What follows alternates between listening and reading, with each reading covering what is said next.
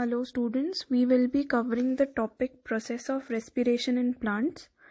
I have made notes and displayed them throughout the video. Kindly pause the video according to your convenience and note them down in your biology notebooks. So let's get started with it. Now as you can see, there are two main gases that are exchanged in the respiration and photosynthesis processes. These gases are carbon dioxide and oxygen. Now these gases move in and out entirely by the process of diffusion through the stomatal openings. The stomatal openings are closed during the night time, so there is no photosynthesis.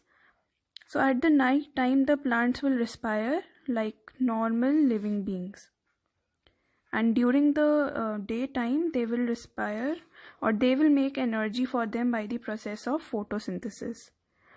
Now the opening and closing of the stomatal opening will depend on the changes in the turgor pressure.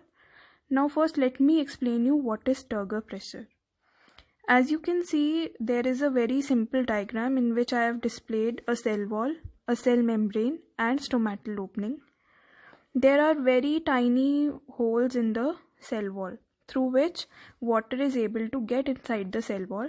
Now cell wall being a permeable membrane, permeable means it will allow the entry and exit of any substance in any amount.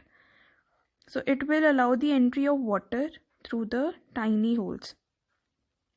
The cell membrane being a selectively permeable membrane will allow the entry of only small amount of water.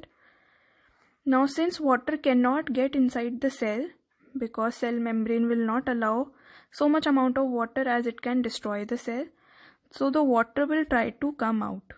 During this process, during this time, the water will apply a lot of pressure on the cell wall, so because it has to come out.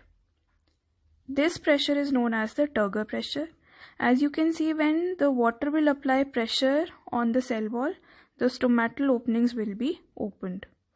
Now when the stomatal opening is opened, the carbon dioxide from the atmosphere enters the cell through cell membrane. Why only carbon dioxide? As I told you before, it is a selectively permeable membrane, so it will allow the entry of carbon dioxide. Now after the process of photosynthesis, the plants have prepared food and oxygen is formed as a byproduct. So before the stomatal openings will close, and when will the stomatal openings close? When the turgor pressure is released. So as soon as the turgor pressure is released, the stomatal openings close, and during this time only the plants will release oxygen to the atmosphere. Now you can copy the notes from the video.